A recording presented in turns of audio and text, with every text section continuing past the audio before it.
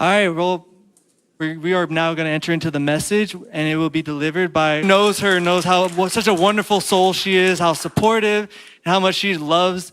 And we know how much she loves the word, and she is so excited to deliver it. As we enter this Purim season, she's going to lead us off in this month, right, with the right spirit. So Amen. without further ado. Thank you. Actually, I have the mic.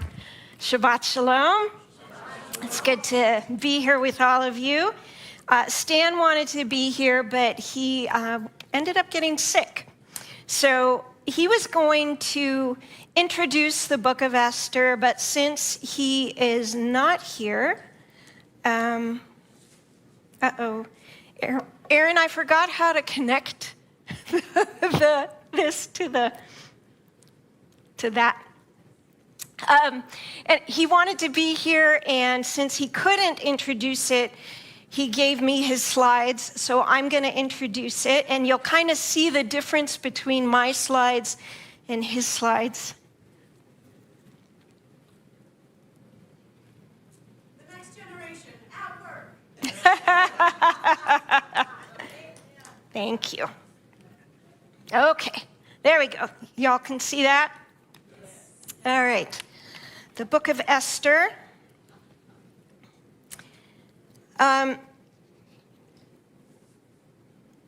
So the story really is about what happens to the people of Israel once they move into exile. They were exiled in 586 BC. They are taken from Jerusalem and originally into Nebuchadnezzar's kingdom, but that Babylon, that goes to the Persians. And so now they're all over the Persian Empire. Can you guys see that? Should we have them turn down a light, or is that okay? Oh, turn that there. Perfect. Okay. Now, our story takes place in 483 to 473 BC, and this is when King Xerxes is in control of Persia. And it takes place in Susa, which is where that red dot is that you can see. This is the capital of ancient Persia, where the palace was of King Xerxes. So who is the king? Well, he reigned from 480 to 465. He was also known as King Ahasuerus. And what do we know about the book? Well, the book is called the Megillah, or the Megillah, either one, which means a long story. And every time at Purim, the whole book is read. And as you know, it's a very fun holiday, and we'll go more into that.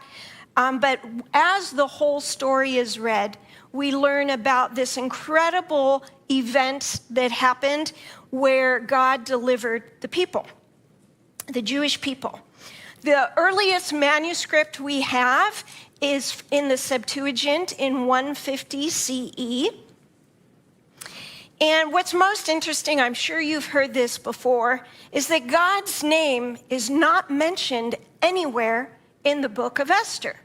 However, God's name is in the text. And you can see that the rabbis looked at it, looked for it, and they have this Yavo HaMelech v'Haman Hayom. Let the king and Haman come today, and it's Yud He Vav He, which is the name of God. And so that's how they see the name of God in this book.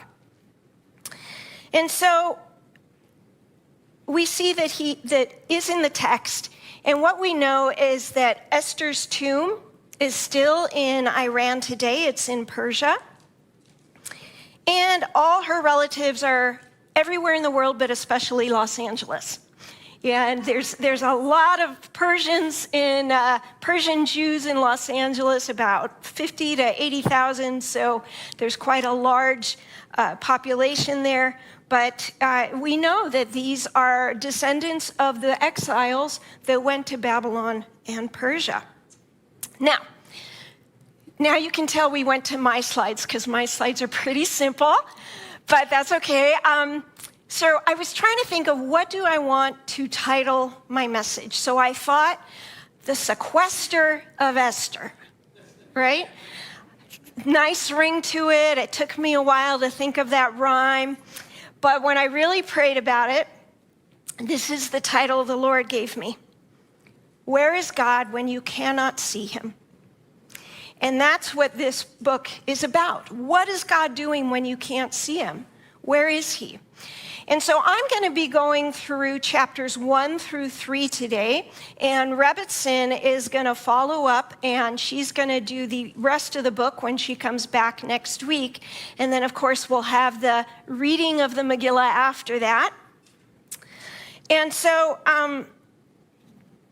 as we go through this, we're going to come across 6 lessons that we learn in these first 3 chapters. And you'll see them as we go through it.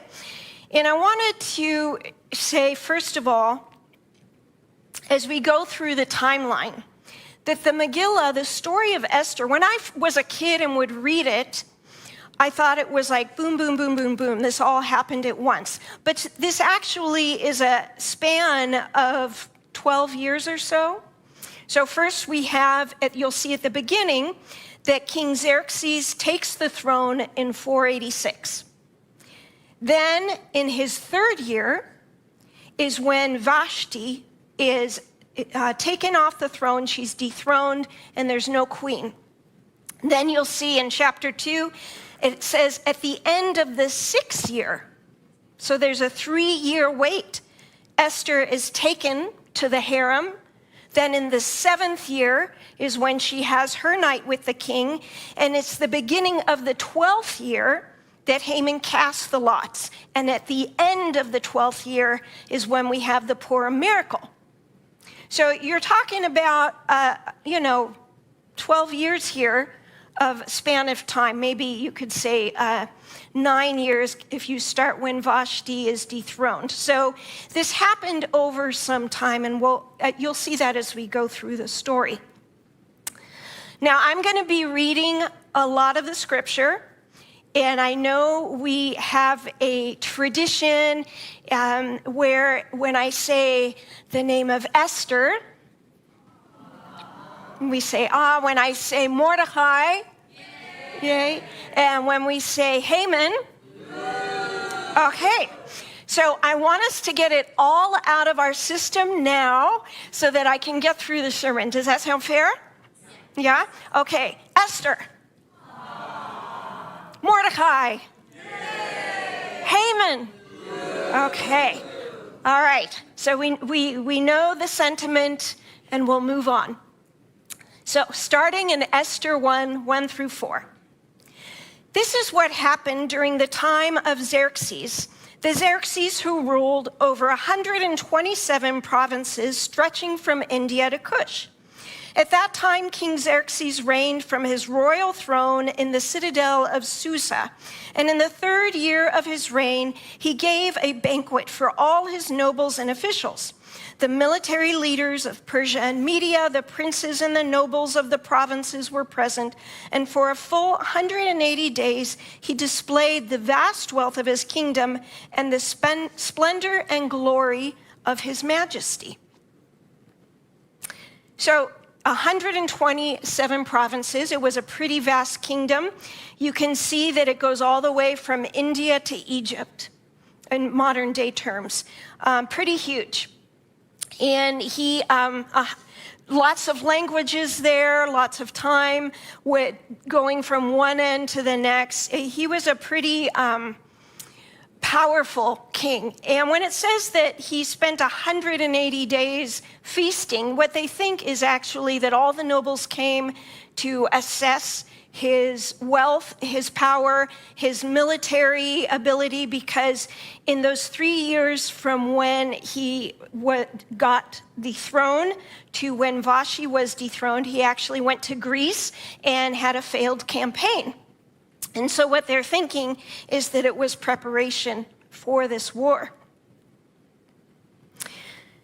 8 through 12. Queen Vashti also gave a banquet for the women in the royal palace of King Xerxes.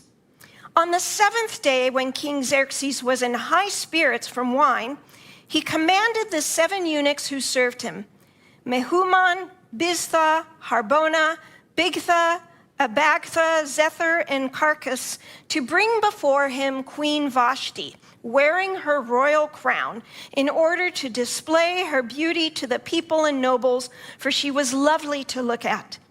But when the attendants delivered the king's command, Queen Vashti refused to come.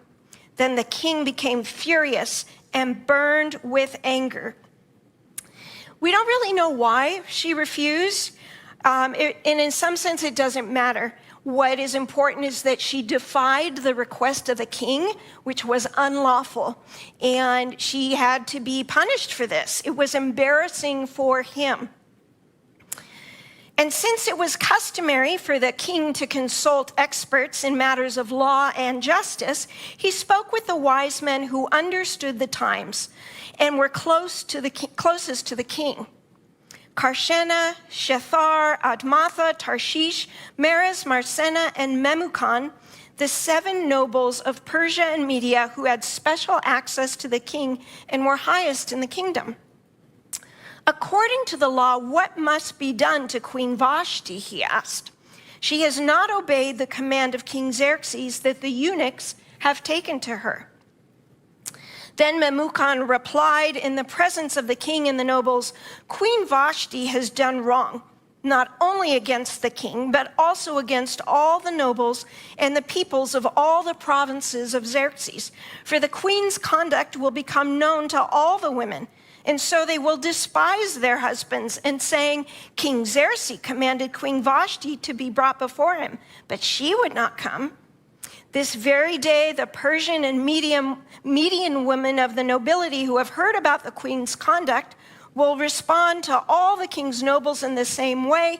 There will be no end of disrespect and discord. So they were really scared about a possible woman's revolt. And so they wanted to make sure that this didn't happen, that king stayed in control, the men stayed in control, and so they wanted to make an example of her. Therefore, if it pleases the king, let him issue a royal decree and let it be written in the laws of Persia and Media, which cannot be repealed, that Vashti is never again to enter the presence of King Xerxes. Also let the king give her a royal position. Also let the king give her royal position to someone else who is better than she. Then when the king's edict is proclaimed throughout all his vast realm, all the women will respect their husbands from the least to the greatest. The king and his nobles were pleased with this advice, so the king did as Memucan proposed. He sent dispatches to all parts of the kingdom, to each province in its own script, and to each people in their own language, proclaiming that every man should be ruler over his own household, using his native tongue. So we come to point 1.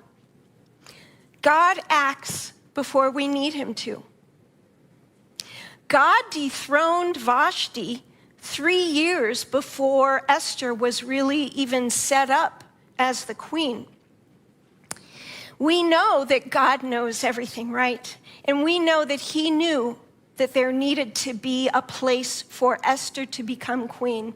And so he dethrones Vashti. He makes sure that there is a place. He sets in motion his plan before the people of God even know they need God to intervene. And I think what's important for us is to know that God is working on our behalf, even now, for the things that are going to happen tomorrow, next year, the few years ahead, a decade from now. God knows, and he's working now. He knows right now what's needed, and he's acting before we even know it. That's the first point. Later, when King Xerxes' fury had subsided, he remembered Vashti and what she had done and what he had decreed about her. Then the king's personal attendants proposed, let a search be made for beautiful young virgins for the king. Let the king appoint commissioners in every province of his realm to bring all these beautiful women into the harem at the citadel of Susa. Let them be placed under the care of Haggai, the king's eunuch, who is in charge of the women, and let beauty treatments be given to them. Then let the young woman who pleases the king be queen instead of Vashti." This advice appealed to the king, and he followed it. So his plan is put into place. And we're going to see this is about 3 years later. So the place of queen had been vacated for about 3 years.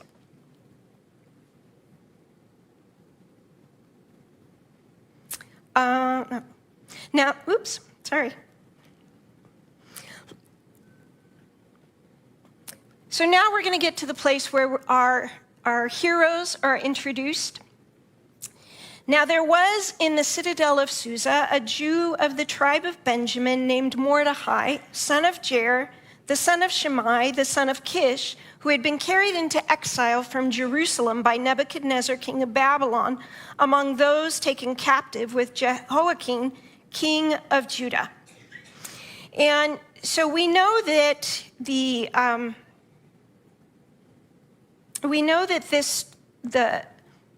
exile started in 597, and so this is about 100 years later that this is all taking place. And so it tells us about the generations. It says that Kish was taken at the time of the original exile with King Jehoiakim. Then he had a son in Babylon whose name was Shimei. Shimei had 2 sons, Jair and Abihail. We'll see that as we get farther into the 2nd chapter. And Jair and Abihail each had a child, Mordecai and Esther. Probably Mordecai was born first at a lot more age because he adopts Esther, and we're going to see more of that. Mordecai had a cousin named Hadassah, which was her Hebrew name, whom he had brought up because she had neither father nor mother. This young woman, who was also known as Esther, that was her Babylonian name, had a lovely figure and was beautiful. Mordecai had taken her as his own daughter when her father and mother had died. When the king's order and edict had been proclaimed, many young women were brought to the citadel of Susa and put under the care of Haggai. Esther also was taken to the king's palace and entrusted to Haggai, who had charge of the harem. I don't know when you first heard this story, what you thought about it. I remember as a kid, actually growing up in my synagogue and hearing this story. And it was, you know, how they do things a little different for kids. And I remember seeing a cartoon where it was like a beauty contest, and Esther won, and she got to go to the king's palace and prepare for a year. Well, that's not really how it was. This was disaster for Esther. Think about it. Any dream she had for her life is gone. She's not going to be able to marry a Jewish guy. If she has kids, she's not going to be able to raise them in the Jewish community. She's not going to be able to live a life of Torah. She's going to be a concubine for the king. This is disaster. Can you imagine how she felt? Imagine those of you that are parents, your child is taken from you. We'll say your high school, your daughter who's a senior in high school is taken from you and is now going to be in a harem. The life that you imagined for them is gone. That's what was happening here. And it brings us to our next lesson. That God acts even when we feel forgotten. Think about how she must have felt. Why is God letting this happen? How Mordecai must have felt. You know, he's a devout Jew living by Torah in a pagan land, honoring God, doing God's will, and here his adopted daughter is taken from him by the king, the highest of the pagans in this pagan culture. I'm sure they felt forgotten. I'm sure they felt the weight of disaster upon them. But God is acting, right? God sees the beginning from the end. God knows what is happening.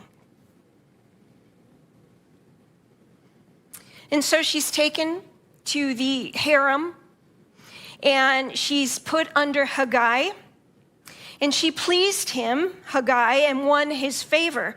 And immediately he provided her with beauty treatments and special food. He assigned to her 7 female attendants and selected from the king's palace and moved her and her attendants into the best place in the harem. So even though she feels forgotten, God is moving, and God may not do exactly what she wants, what Mordecai wants, but she's getting what she needs. God gives us what we need, right? She had a year to prepare for this very important meeting with the king. She had a year of beauty treatments and special food, and God not only gave her what she needed, but who she needed. She needed to have that special favor from Haggai. God provided her with what she needed, even when she didn't know it. God set her in a specific place with specific people for his specific plan. Now, Esther had not revealed her nationality and family background because Mordecai had forbidden her to do so. And every day he walked back and forth near the courtyard of the harem to find out how Esther was and what was happening to her. Before a young woman's turn came to go to King Xerxes, she had to complete 12 months of beauty treatments prescribed for the women, 6 months with oil of myrrh, and 6 with perfumes and cosmetics. And this is how she would go to the king. Anything she wanted was given her to take with her from the harem to the king's palace. In the evening, she would go there, and in the morning, return to another part of the harem to the care of Shashgaz, the king's eunuch who was in charge of the concubines. She would not return to the king unless he was pleased with her, and he summoned her by name. What a fate, right? You get one chance. In fact, Josephus, if you know who he is a historian from the 1st century, and he said that there were about 400 women that were taken to Susa under this plan of King Xerxes, and they got one night to see if they would impress the king. And they would move from the harem to concubines after that one night. And when the turn came for Esther, the young woman Mordecai had adopted, the daughter of his uncle Abihail, to go to the king, she asked for nothing other than what Haggai, the king's eunuch who was in charge of the harem, suggested. And Esther won the favor of everyone who saw her. And you can imagine how she's feeling. That she has no idea what's going to happen. She has to give herself to the king. She has no choice. And after that, she's going to be relegated to the concubines, summoned only by name if the king likes her, but she has been given favor. She was taken to the king Xerxes in the royal residence in the 10th month, the month of Tebeth, in the 7th year of his reign. So we've seen this timeline that I showed you. 3rd year is when Vashti was deposed. 6 years when Esther was taken to the harem. 7th year is when she's presented before the king. Now the king was attracted to Esther more than to any of the other women, and she won his favor and approval more than any of the other virgins. So he set a royal crown on her head and made her queen instead of Vashti. And the king gave a great banquet, Esther's banquet, for all his nobles and officials. He proclaimed a holiday throughout the provinces and distributed gifts with royal liberality. And this takes us to our next lesson. God acts to place us where he wants us. And there's a trust we have to have, a trust in his goodness, a trust in his faithfulness, a trust in his love for us. Now, we don't know exactly, of course, what was going through Esther's mind, but I would imagine she's starting to get an inkling that God has a plan here, that he's doing something. Because out of 400 women, she was the one chosen. She was the one given favor. She was the one that Haggai really liked and gave the special place to. And now she has won the king's heart. And we start to see that a bigger plan is in place. When the virgins were assembled a second time, Mordecai was sitting at the king's gate, but Esther had kept secret her family background and nationality, just as Mordecai had told her to, for she continued to follow Mordecai's instructions as she had done when he was bringing her up. And again, this idea that God gives us who we need, not only what we need, and she continues to follow that counsel. She trusts Mordecai more than anyone. Now, during the time Mordecai was sitting at the king's gate, Bigthana and Teresh, two of the king's officers who guarded the doorway, became angry and conspired to assassinate King Xerxes. Okay, before I go on, we're getting into this strange little side story. And, if you didn't know what the ending was, you'd be like, why are we going here? Why are we getting this story? And we see throughout the book of Esther how God is in the details. I don't know if any of you have ever heard the saying, the devil's in the details. Well, that's a lie. God's in the details. God is the one orchestrating the things that are happening, the people that are here, that are there, what happens for each person, what happens in the big picture. God is in the details. But Mordecai found out about the plot and told Queen Esther, who in turn reported it to the king, giving credit to Mordecai.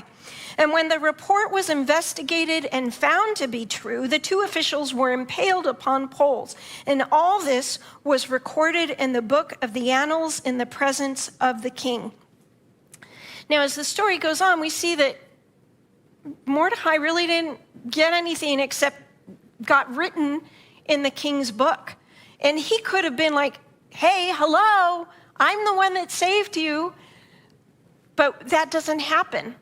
And again, there's this just strange turn of events that is part of God's plan. Have you ever been in a place where maybe you didn't get the credit you deserved?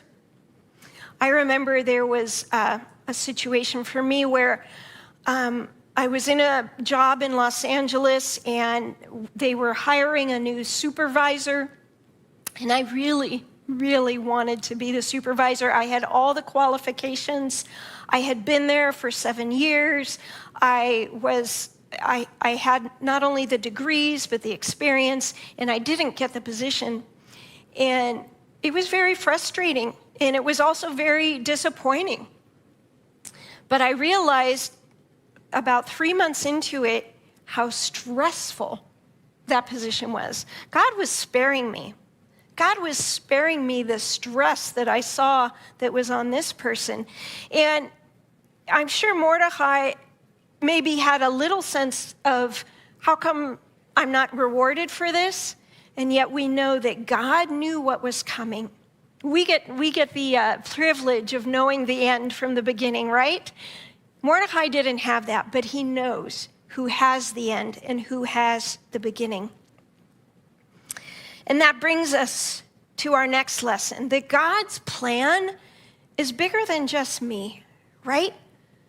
God has something up his sleeve. God knows what the bigger plan for the Jewish people are, and he needed Mordecai to be ignored in that moment so that when Haman came ready to annihilate the people, the king would give honor to him at that point. He knew, God knew what was coming.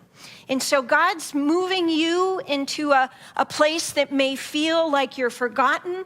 God's moving you to a place where it feels like a disaster, or even him moving you into strange circumstances where you're not getting what you think you ought to get, could be just a part of you getting into the plan of God and his bigger purposes. After these events, and we'll learn in verse 7 that 4 years have now passed. 4 years since Esther has been crowned the queen. So after these events, King Xerxes honored Haman, son of Hammedatha, we don't know why, the Agagite, elevating him and giving him a seat of honor higher than that of all the other nobles. So Haman has kind of risen in the ranks. And all the royal officials at the king's gate knelt down and paid honor to Haman, for the king had commanded this concerning him. But Mordecai would not kneel down or pay him honor. And we learn here that Haman is the son of Hammedatha, an Agagite. Now, I'm sure some of you know the story of what an Agagite is, and there is a long history between the Agagites and the children of Israel. The Agagites were also the Amalekites, same thing. So we're going to look at this. Then the royal officials at the king's gate asked Mordecai, "Why do you disobey the king's command?" Day after day they spoke to him, but he refused to comply. Therefore they told Haman about it to see whether Mordecai's behavior would be tolerated, for he had told them he was a Jew. When Haman saw that Mordecai would not kneel down or pay him honor, he was enraged. All right, so Israel and the Agagites. So we first see this in Exodus 17, 8 through 16, that the Amalekites attack Israel after they flee Egypt. And God is pretty upset about that. God was not happy about them attacking his people right after they leave Egypt. And in Exodus 17:15, Moses says, because hands were lifted up against the throne of the Lord will be at war against the Amalekites from generation to generation. So Moses has said God is going to be at war with the Amalekites. Deuteronomy 25, God says that he wants to blot out the name of the Amalekites. And this is something that's going to be going through the history of the children of Israel. In 1 Samuel 15, you probably know the story, Saul was meant to kill Agag, the king of the Amalekites, and he didn't. And Samuel came and ended up doing it, but we know because of Chronicles that some of them did survive. And because of Esther, we know that they were then called Agagites because they were descendants of the king. And 1 Chronicles 42, if you want to read that, shows how some of them did survive. So there's a long-standing hatred and animosity between God's people and the descendants of Agag, the Amalekites. And Haman is an Agagite. And the theologians believe that Mordecai didn't bow down, not because of any feeling like he can't bow down before a person, because there's other places in scriptures where the people did bow down before kings and gave them honor. But he did it because of this enmity, this animosity between the people of Israel, the children of God, and the Amalekites or Agagites. So continuing on in Esther chapter 3. Yet having learned who Mordecai's people were, he scorned the idea of killing only Mordecai. Instead, Haman looked for a way to destroy all Mordecai's people, the Jews, throughout the whole kingdom of Xerxes. In the 12th year of King Xerxes, in the first month, the month of Nisan, the poor, that is the lot, was cast in the presence of Haman to select a day and a month. And the lot fell on the 12th month, the month of Adar. And of course, we are in the month of Adar now. And we know that Esther has been on the throne now. She took the throne in the 7th year. We're now in the 12th year when all of this happened, when Haman cast the lot. And it's at the beginning of the 12th year. So they have a whole year to sit with this decree that's coming. Then Haman said to King Xerxes, "There's a certain people dispersed among the peoples in all the provinces of your kingdom who keep themselves separate. Their customs are different from those of all other people, and they do not obey the king's laws. It is not in the king's best interest to tolerate them. If it pleases the king, let a decree be issued to destroy them. And I will give 10,000 talents of silver to the king's administrators for the royal treasury." Then on the 13th day of the first month, the royal secretaries were summoned. They wrote out in the script of each province and in the language of each people all of Haman's orders to the king's satraps, the governors of the various provinces, and the nobles of the various peoples. These were written in the name of King Xerxes himself and sealed with his own ring. So the king took his signet ring from his finger and gave it to Haman, son of Hammedatha, the Agagite, the enemy of the Jews. "Keep the money," said the king to Haman, "and do with the people as you please." Dispatches were sent by couriers to all the king's provinces with the order to destroy, kill, and annihilate all the Jews, young and old, women and children, on a single day, the 13th day of the 12th month, the month of Adar, and to plunder their goods. A copy of the text of the edict was to be issued as law in every province and made known to the people of every nationality so they would be ready for that day. The couriers went out, spurred on by the king's command, and the edict was issued in the citadel of Susa. The king and Haman sat down to drink, but the city of Susa was bewildered. So you have this plot devised by Haman, who hated the Jews, hated God's people, wanted to see them annihilated. This is generations of hate building up. And he sees an opportunity because of his honored position with the king. He throws the lots, and it's set for the end of Adar, but it was thrown in the first month, so they have a year. And the law goes out, and the town is bewildered. I feel like we're in a season of bewilderment. I feel like there's so much happening in the world. A lot of it doesn't look good. A lot of it, you can ask, why did God allow that? Why did God allow October 7th? I'm bewildered. Why did God allow those 2 beautiful babies to be murdered? I'm bewildered. Whether you're on one side or another of politics, there are strange things going on in our nation. I'm bewildered. But there's a lesson for us. God wins.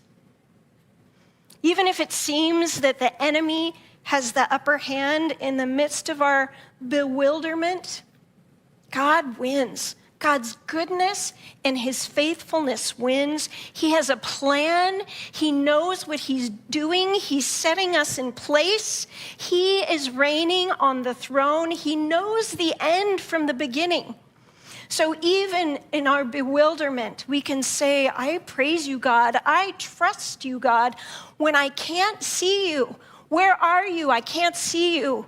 I can trust that you are there, that you are moving, that you are doing something that is good, that is right. God acts before we even know we need him to. He acts even when we feel forgotten. He gives us what we need. He gives us who we need. He acts to place us exactly where he needs us to be and wants us to be, because his plan is bigger than just us. And God wins. There is a victory celebration that we can experience now, because we know God has the beginning from the end. He knows the end from the beginning. God is in the details. He's working it out for your good. He's working it out for the good of the people of God. He is working it out for his purposes. And so even though we may stand in bewilderment, we know that he is with us.